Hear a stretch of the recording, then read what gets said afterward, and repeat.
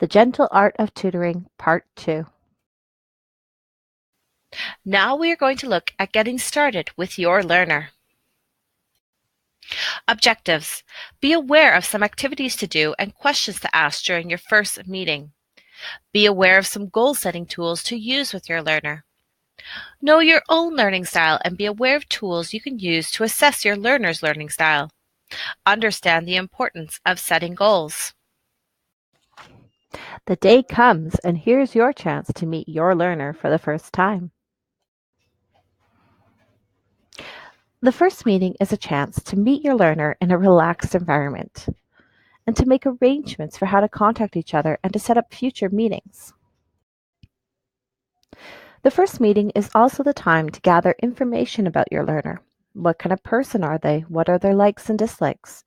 It's also to find out about your learner's goals and other information that will help you plan future lessons. Pause this video now and watch the video, The First Meeting. It's activity time! Fill out the questionnaire sheet on setting goals. What do you want to achieve? What are the steps you need to take to achieve it? Bonus question. Well, how does this relate to your tutoring sessions? Goal setting is about defining what your learner wants to do or learn. Talking about learning goals will help you and your learner to focus on what's important, plan lessons, and measure and keep track of progress. Your learner's goals can be short-term, I want to read a novel; long-term, I want to finish my high school diploma; broad, I would like to be a better speller; specific, I want to write this entrance exam. Your learner's goals may have more to do with why she wants to learn something rather than what they want to learn. Current wisdom about setting goals is that they should be SMART: specific, measurable, achievable, relevant, time-related.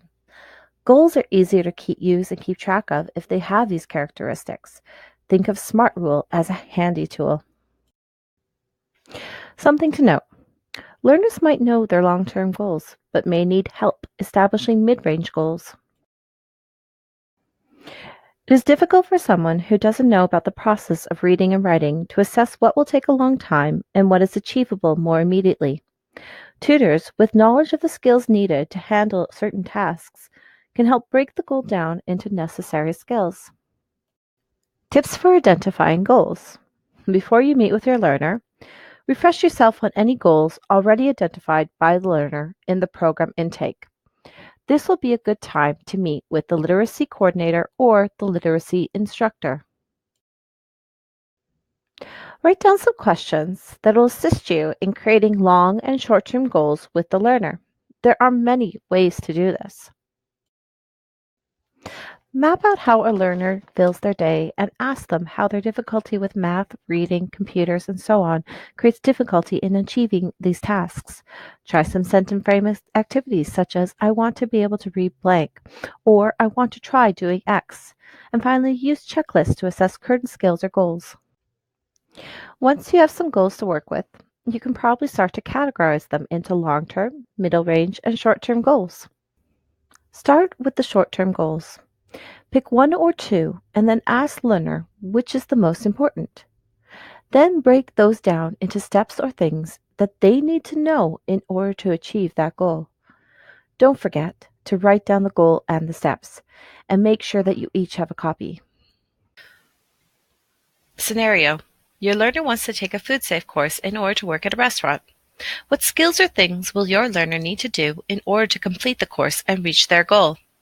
Take the time now to write out the various steps your learner needs to do. Proceed to Session 3, How Adults Learn. Created using Powtoon.